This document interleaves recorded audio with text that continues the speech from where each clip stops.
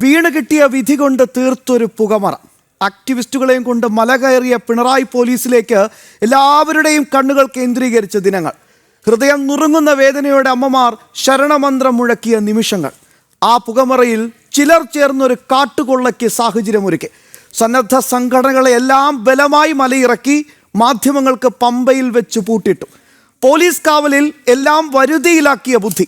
ഉണ്ണികൃഷ്ണനും കൂട്ടാളി കൽപേഷുമടക്കം പുതിയ അവതാരങ്ങൾ സന്നിധാനത്തെത്തി. ഇരുമുടിയേന്തി വ്രതമെടുത്ത് മല കയറിയ ഭക്തർക്ക് പോലീസിന്റെ ആട്ടും തൂപ്പും കല്ലും കേസും മാത്രം.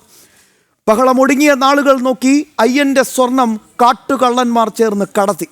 ഇത്രയും നടന്നിട്ടും ഒന്നും അറിഞ്ഞിട്ടില്ലെന്ന ദേവസ്വം ബോർഡിന്റെ വാദം പാവം ഭക്തരെ പരിഹസിക്കുന്നതിന് തുല്യമല്ലേ? ശരണം വിളിച്ച ഭക്തർ കണ്ണീരോടെ പുറത്തു നിൽക്കുമ്പോൾ പോറ്റി എന്നൊരിടനിലക്കാരന് എങ്ങനെയാണ് സന്നിധാനത്ത് ഇത്രയും സ്വാതന്ത്ര്യം ലഭിച്ചത്?